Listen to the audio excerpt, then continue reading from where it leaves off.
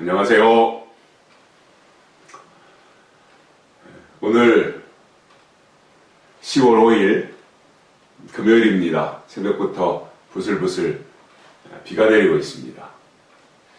참 농번기 바쁜 일정인데 비가 오는 것이 별로 농촌에는 도움이 되지 않을 것 같습니다. 그리고 오늘 당진 시민체육대가 있는 날인데 비가 내려서 그동안 행사 준비하느라고 수고한 분들이 내심 걱정이 많을 것 같고, 이왕에 하는 체육대회가 읍면동별로 이렇게 잘 차려놓고 하는데 날씨가 도와주지 않는 것 같네요. 오늘 기분 좋은 하루가 되었으면 좋겠습니다. 먼저 오늘 당진 소식에 들어가기 전에 어제 제가 어느 동영상을 통해서 이런 기분 좋은 소식을 하나 들어서 이미 접하신 분들도 계시겠지만 함께 좀 공유하고 싶은 생각이 듭니다. 그동안 오랫동안 진행되어 온 우리나라의 정치권들을 보면 우파는 집권을 했을 때에도 청년이나 젊은 층에 파고 들어가는 정책이 좀 미흡했다 이런 생각을 하는데, 좌파들은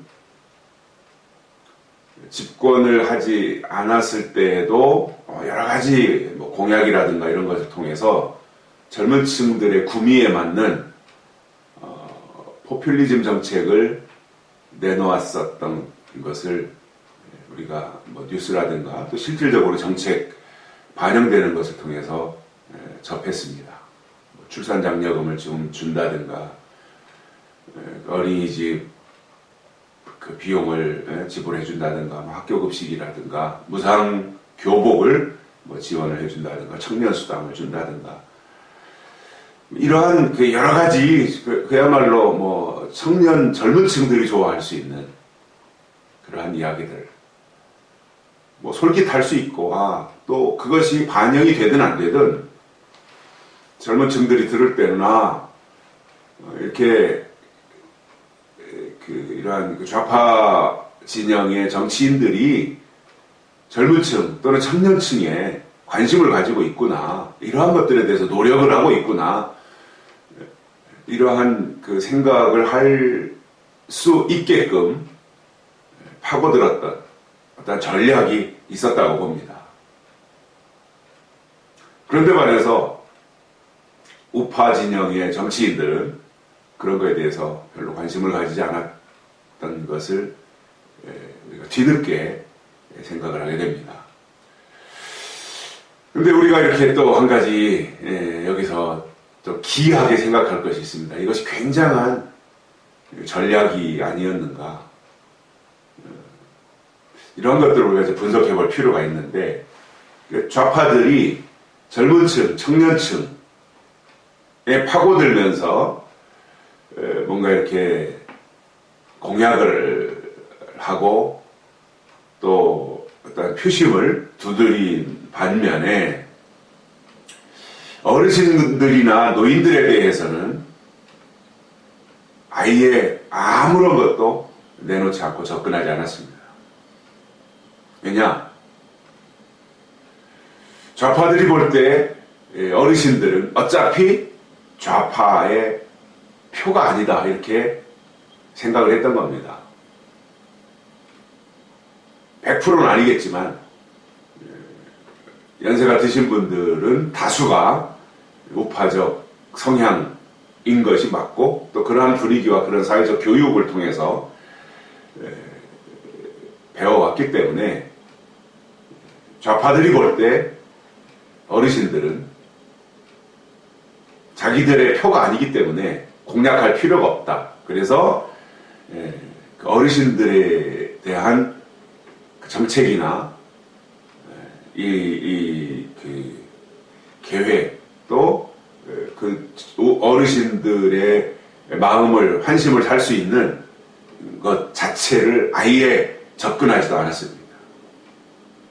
그렇다면 좌파가 어르신들에 대한 표밭을 공략하지 않고 어차피 우리 표가 아니다 이렇게 포기하고 거기에 걸맞는 어떤 정책도 내놓지 않을 때, 어떤 공약도 내놓지 않을 때 우파는 어땠는가? 우파들은 연세 드신 어르신들은 어차피 자기들 표다. 이러나 저러나 어르신들은 우파를 지지하는 사람들이다. 우파 정치인들을 지지하는 사람들이다. 이렇게 생각을 하고 관심을 기울이지 않았습니다. 그러니까 좌파는 우리 표가 아니니까 배제했고, 우파는 우리 표인데 그들에게 어떠한 것을 제공하지 않다 보니 어르신들에 대한 어떠한 공약이나 이런 것들이 나오지 않았습니다. 이것이 현재 문재인 정부 들어서서도 고스란히 그러한 현상들이 나타나는데, 노인들에 대한 정책은 거의 보이지 않습니다. 그리고 지난 2일 날이 노인의 날이었는데 각 지자체별로 그저 초라하게 이렇게 지나갔습니다. 정부 행사는 없었다고 하고요.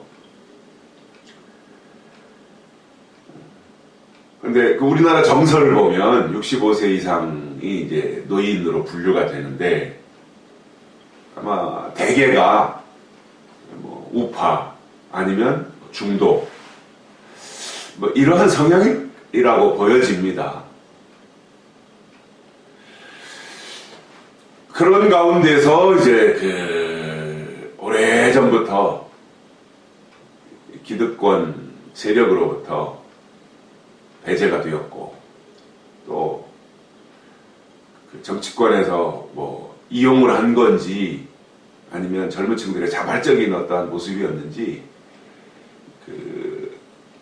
노인 혐오, 어르신들에 대한 편향된 어떤 생각, 어떤 고집쟁이, 이러한 것으로서의 이렇게 분위기가 만들어지다 보니까 노인들이 자연스럽게 어떤 일선에서 배제되어지는 이러한 모습들도 보여진 것이 사실상 우리 사회의 모습이었습니다. 이러한 가운데서 제가 이 생각이 이렇게 올바르게 전달이 될지, 또 반영이 될지는 잘 모르겠습니다만은 그런 생각을 자연스럽게 해봤습니다. 노인들의 인구가 많고 또 고령 사회로 가고 있고, 우리나라도 초고령 사회로 가고 있죠. 또 이렇게 노인들에 대한 정책이 아예 입안 단계에서부터 배제되고 그저 혐오스러운 존재, 그저 불필요한 존재, 세금이나 축내는 존재, 이런 식으로 의도적으로 배제하는 이 사회 현상을 보면서, 그렇다면 어르신들이 중심이 되고 노인들이 중심이 된 정당을 하나 좀 만들면 어떻겠는가. 그래서 스스로 노인들의 목소리를 내고, 노인들이 정책을 입안하고 노인 정책을 만들어내고, 어차피 다 나이 먹어가면 그 단계로 접어드는 거 아니겠습니까? 이것이야 이게 진리라는 거죠. 이것도 왜냐하면 태어나서 죽을 때까지 그 일생을 보면 유아기도 있고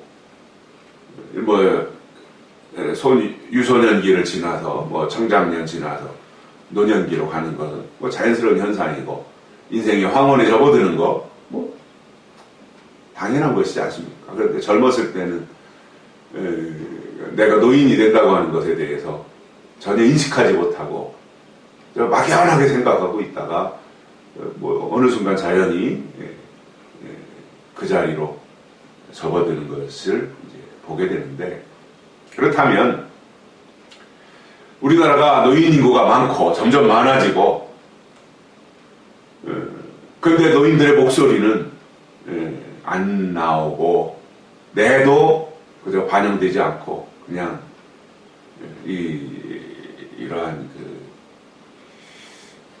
뭐 뒤처지는 뭐 이렇게 뒷방 노인 뭐 이런 식으로 취급을 받게 되는 이 현실 속에서 저는 노인들이 구심점이 되고 어르신들이 중심이 되는 정당이 하나 나오면 좋겠다.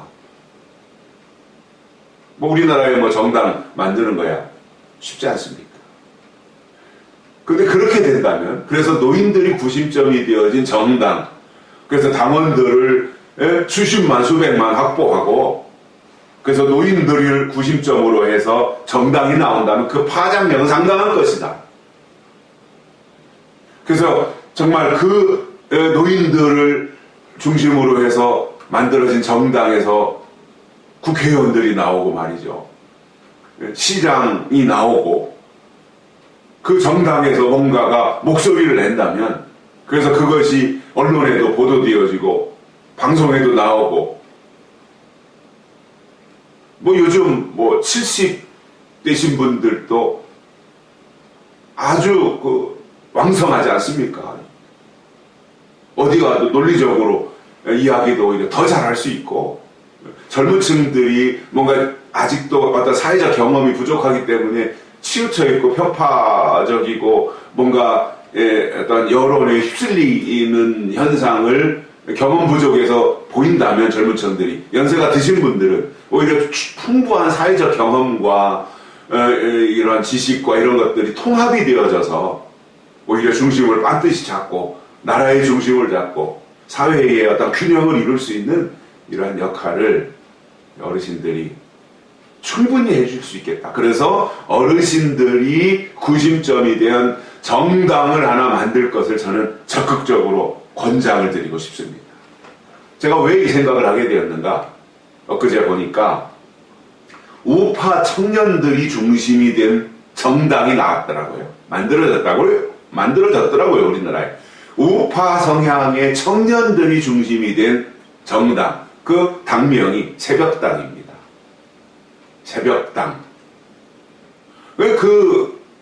그러한 새벽당을 만든 청년들을 인터뷰했는데, 어느 변호사가 만나서 아주 굉장한 이 애국자들이고, 그다음 균형 잡힌 시각에서 현재의 대한민국을 바라보고, 그래서 박근혜 대통령 탄핵 이전에는 별다른 생각 없이 그냥 살다가 탄핵 사건 이후에 언론의 보도를 보면서 굉장히 편향되었고 문제가 있다 하는 데서부터 차단해서 파고 들어가 보니까 이거는 굉장한 문제가 있다, 잘못된 거다, 국가가 잘못 가고 있다, 이러한 것에 대해서 인식하고, 그러한 사람들이 이제 결집을 해서 청년들이 중심이 되어진 새벽당을 만들게 되었다.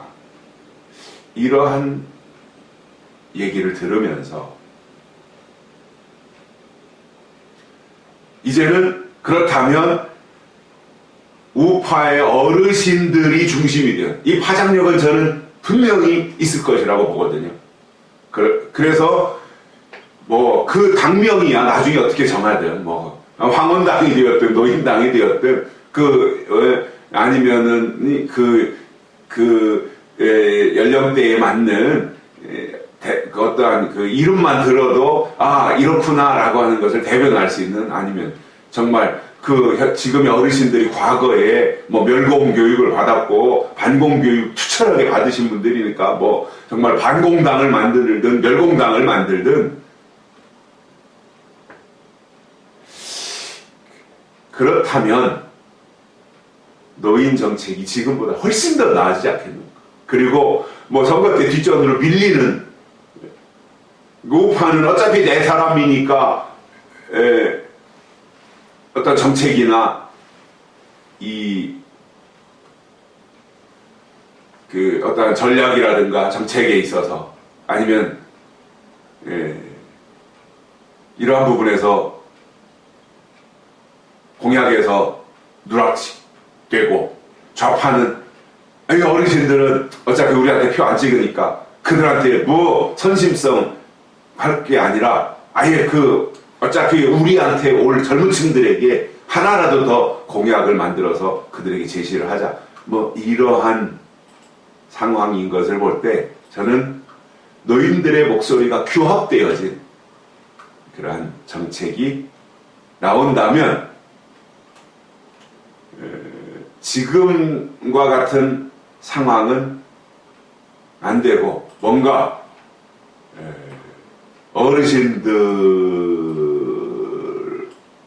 어르신들에게 뭔가가 계속 제공될 수 있는 그러한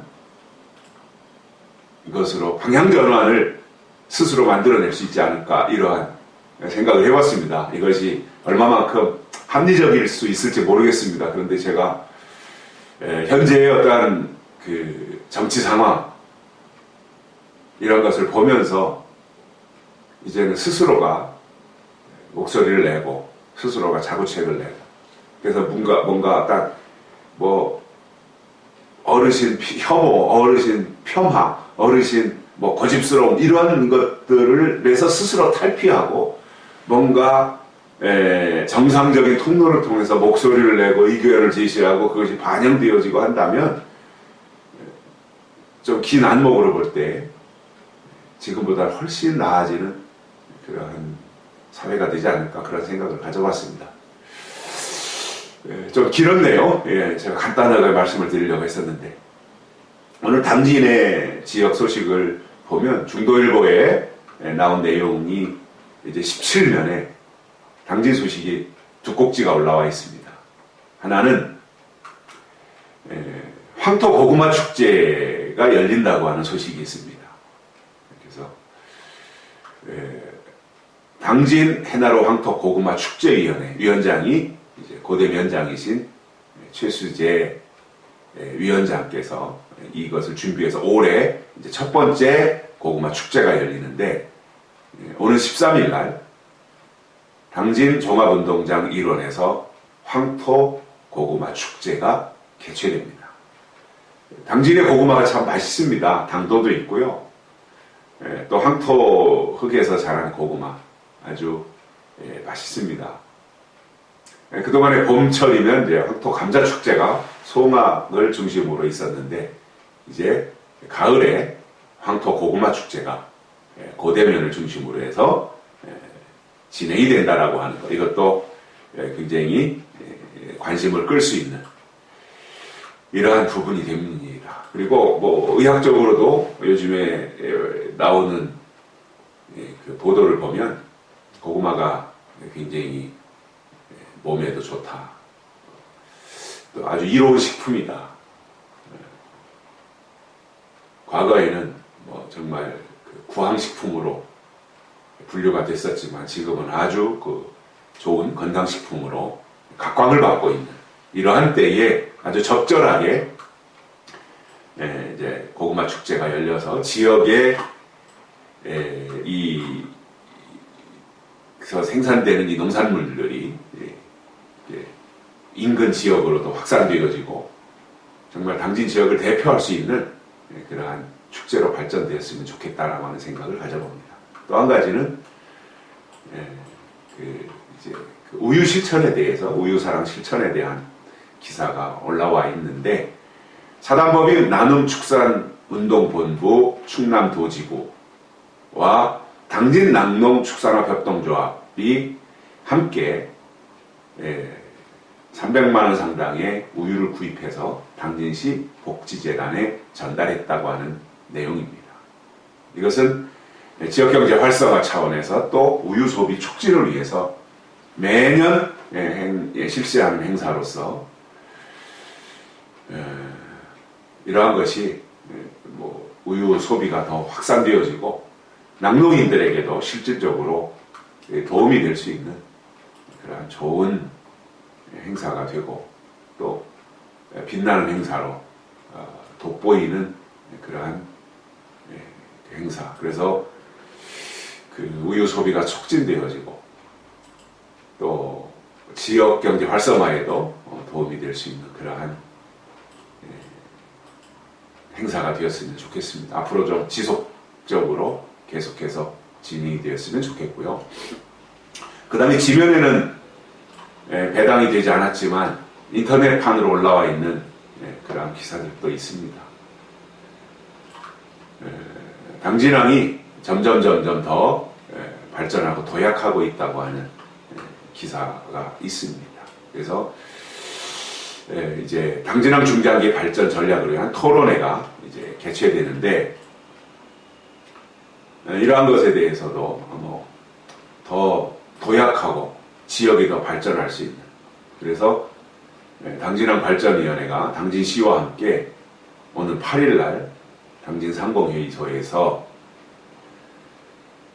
앞으로의 10년 당진항의 발전 방향을 모색하기 위한 당진항 중장기 발전 전략 토론회를 개최한다고 합니다.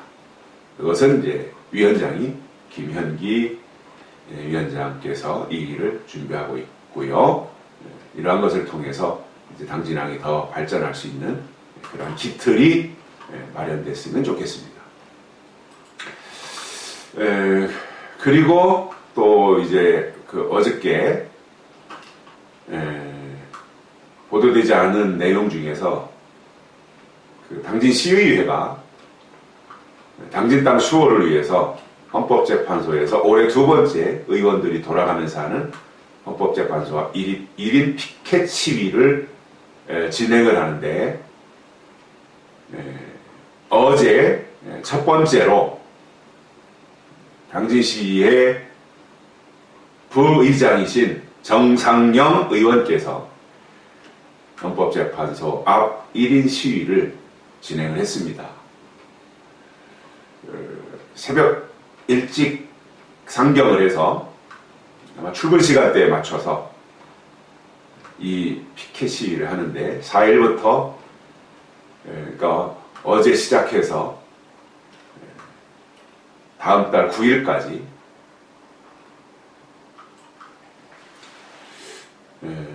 이 평택항, 당진 평택항이 당진시로 환원되는 것이 마땅하다라고 하는 당위성을 이제 알리는 겁니다. 저는 며칠 전에 이제 매우 고무적인 소식을 들었습니다.